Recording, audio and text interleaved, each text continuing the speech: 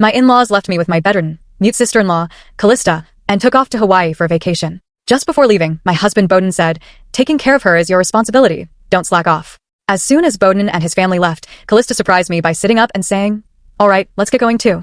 My name is Avelini, and I'm 27 years old. When I was younger, I had big dreams of becoming a pop star, but reality soon hit, and by the time I was in my late 20s, I had let go of that ambition. I met Bowden through a mutual friend and started dating him because, well, my mom kept asking me when she was going to have a grandchild. Bowden and I hit it off, especially when I learned that he too had dreamed of being in the entertainment industry when he was younger. Now, Bowden works for a prestigious trading company headquartered in Manhattan. As for me, I worked at a bank after college, but I quit when we got married. One day, we went to visit Bowden's parents. He has a younger sister, Callista, who suffered from encephalitis as a child. It started with what everyone thought was a regular fever, but when it didn't go away, the doctor diagnosed her with a brain inflammation caused by the flu. Sadly, by the time they realized it, it was too late. The fever had caused brain damage, leaving Callista unable to speak and bedridden. Since then, her mother has been her primary caretaker. Oddly enough, Callista and I got along well from the beginning. Although she couldn't speak, she used sign language to communicate, and after a while, I naturally learned it too. I remember one day, I playfully signed to her. "We're like best friends who've known each other forever, right?" She smiled and signed back, "Yes, let's stay close friends forever."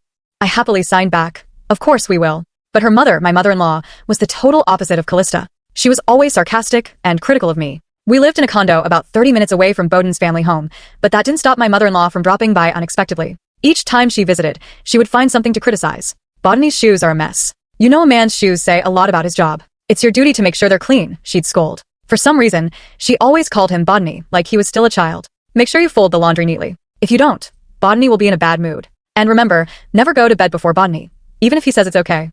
Bowden, when we were dating and even in the early stages of our marriage, was kind and considerate. If I wasn't feeling well and asked to eat out, he would agree without hesitation. If I had my eye on a designer handbag, he'd surprise me with it a month later. But about a year into our marriage, Bowden started to change. Or maybe he just went back to how he truly was. He started coming home late, reeking of alcohol. He claimed work was keeping him busy, even on weekends, and stopped inviting me to visit his parents' house with him, which I found strange. One day, I confronted him. "Bowden, you've been so distant lately. You barely talk to me anymore. It feels like you're not the same person." He glared at me for a second, then coldly replied, "That's not true. You're overthinking things." I wasn't about to let it go that easily. "I don't think I am. You've changed, Bowden." But he shut the conversation down with, "Stop bringing this up." Then he walked away, leaving me standing there, confused and hurt. So when Bowden suddenly announced one day, "I'm going to my parents' house this Sunday. What are you going to do?" I was surprised. He had been going there alone for months. I quickly asked, "Can I come too this time?" He sighed and said, "That's why I'm asking." Of course, I jumped at the chance to go. "I'd love to. I've missed Callista." Bowden didn't seem too thrilled about that, and I noticed a faint grimace when I mentioned his sister. "Yeah, you and Callista seem to get along really well, huh?" he said. "We do. It feels like we've been best friends forever," I replied, trying to lighten the mood. On Sunday, we made the drive to his family's home in Nebraska. We even stopped at a bakery to pick up some pastries for his mother. She was always hard to please, but pastries usually did the trick. When we arrived, Bowden's mom greeted us, her face scrunched up the moment she saw me, clearly not happy I had come along. "Mother-in-law, I brought some pastries for you," I said, handing them over. She grabbed the box, peeked inside, and with a dismissive tone said, "Oh, these again? They're getting boring, but if you insist, I'll have them."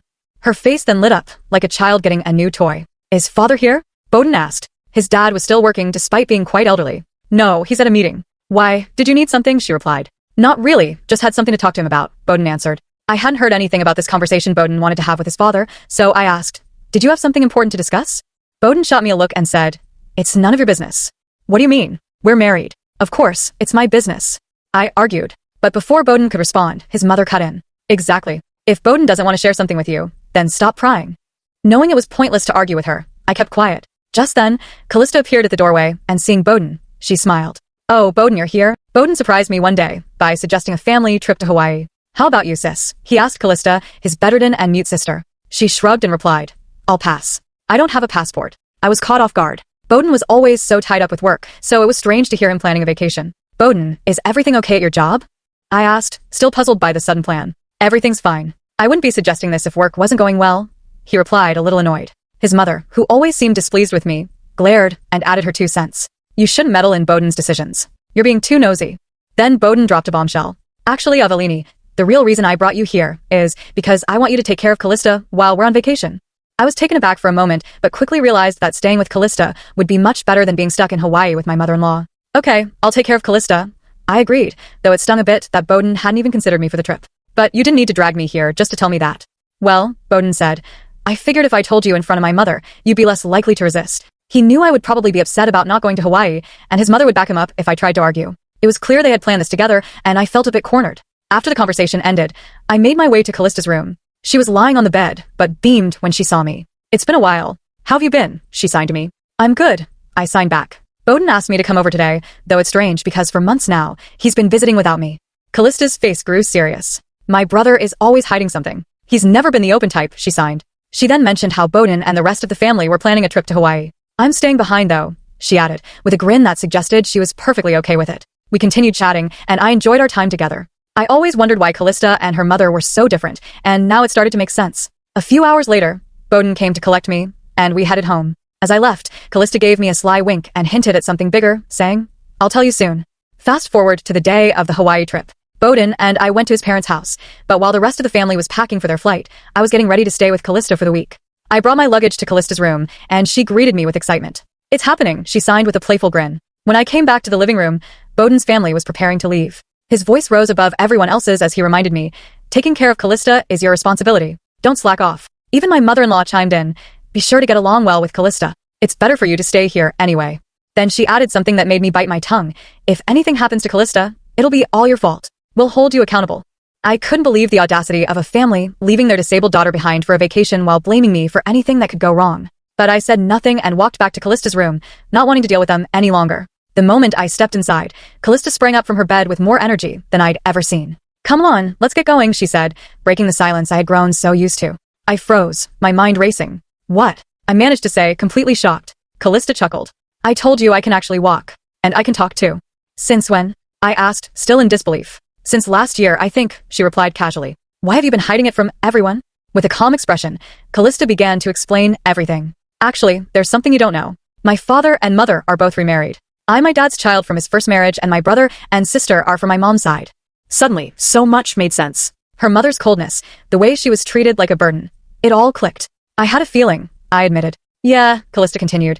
Mom can't stand me, and I didn't want to deal with her, so I pretended I couldn't talk or walk. But Dad knows everything. He's always been on my side. As I processed what she was saying, Callista dropped another bombshell. That's why I've decided we're going to Hawaii too. What?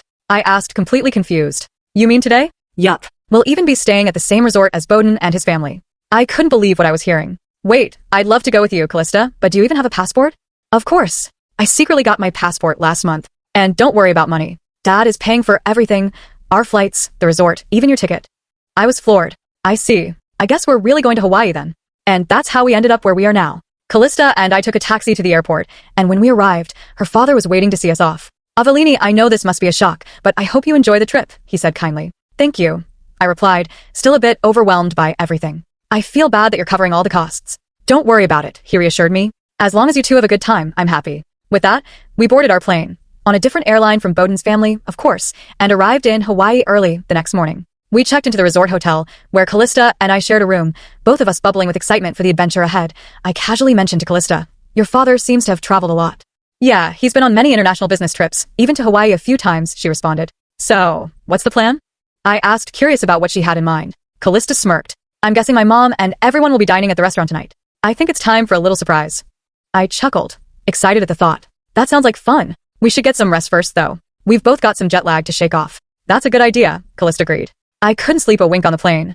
We showered and climbed into bed, quickly drifting off into a much-needed sleep. By the time we woke up, it was late afternoon, close to 4 o'clock. Callista was already up, putting on makeup, when I stirred awake. Sorry, I slept too long.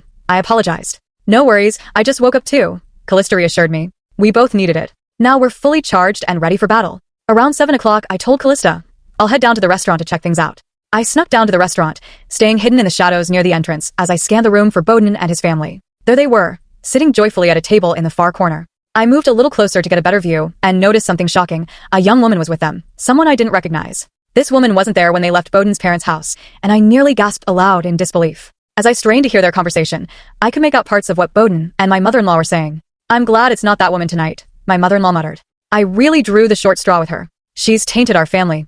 Bowden's voice followed, dripping with disdain. I want to divorce her and start over.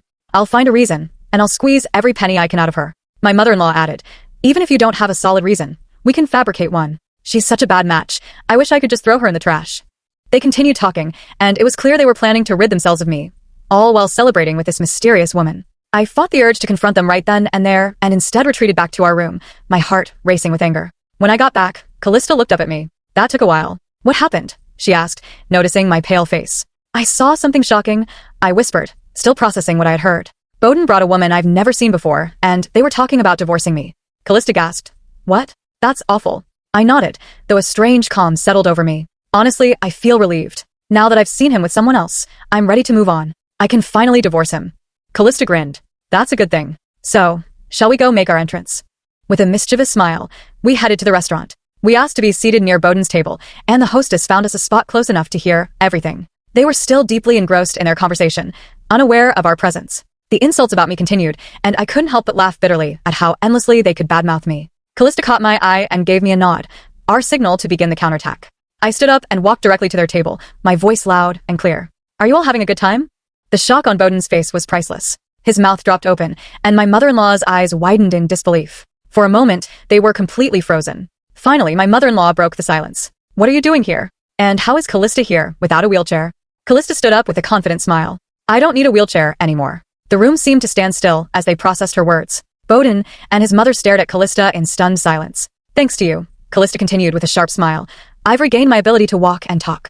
I must have caused you so much trouble for all these years, but I'm fine now. When did you start talking again? My mother-in-law stammered, her face turning pale. Maybe about a year ago. Callista answered casually. Why didn't you tell us? Bowden asked, still in shock. Because it was easier for me if you all thought I was still mute, Callista said bluntly. And besides, I heard what you were saying about Avellini. My mother-in-law's face turned as white as a sheet. What do you mean? She asked, trying to backtrack.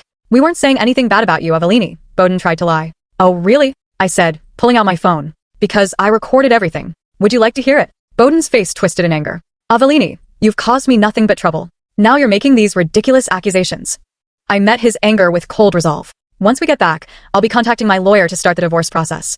And you can't deny what you've done. You're on vacation with another woman, plotting to divorce me. Plus, you called marrying me a bad lottery ticket. So, I expect you to compensate me for that insult. My mother-in-law, realizing they had been caught, tried to change her tune. Avellini, dear, I've always liked you. Let's try to work this out with Bowden. This woman means nothing to him. I wasn't having it. I'm sorry, but I can't live with a man who sees me as a bad lottery ticket. Enjoy your time with this woman. And don't be surprised if I seek compensation from her too. The other woman, now pale and trembling, looked terrified. Bowden, desperate, fell to his knees. Avellini, please don't make a big deal out of this. My company has strict policies. I shook my head, unimpressed by his plea. You don't sound sorry at all. I stood firm and replied to Bowden, who was visibly shaken, but he wasn't giving up just yet. Avellini, I beg you, please forgive me. If my company finds out, I'll lose my job, he pleaded, desperation lacing his voice. Though his panic was clear, I remained unmoved. You should have thought about that before, I said coldly. You are married, yet here you are in Hawaii with another woman. I will never forgive you. Upon hearing my harsh words, my mother-in-law collapsed to her knees beside Bowden, her tears flowing freely. Please, Avellini, forgive my son, she begged, her voice trembling with emotion. By now, the entire restaurant was watching us. The scene we were making was drawing attention, and the manager began to approach our table. I stood up, not wanting to continue the spectacle. Callista and I will head back to our room now. You all enjoy the rest of your Hawaiian vacation, I said coolly. I suppose things will get a little more complicated when you return home. Bowden, now sobbing uncontrollably, shouted, Please forgive me. I can't afford to pay any compensation. His outburst caused the restaurant manager to frown. The manager said something to a nearby staff member and then politely but firmly told Bowden that he was disturbing the other guests and needed to leave. Bowden, still in shock, didn't seem to understand the message, and soon 2 large security guards appeared. Without much effort, they hauled Bowden out of the restaurant. Though Bowden struggled and cried, he was no match for their strength. My mother-in-law and the other woman sat frozen, their expressions a mix of disbelief and embarrassment. Callista and I exchanged surprised glances at how things had escalated, but I couldn't help but feel that Bowden had gotten exactly what he deserved. A week later, Callista and I returned home. I heard that Bowden had been released shortly after being thrown out of the restaurant, but he had stayed in a state of shock for the rest of the trip, keeping to himself. It didn't bother me in the least. The very next day after getting back, I visited a law firm where an old friend from college worked. Unfortunately, my friend wasn't there, but I was assigned a female lawyer who was easy to talk to. I explained everything that had happened, the infidelity, the lies, and the hurtful comments. After listening carefully,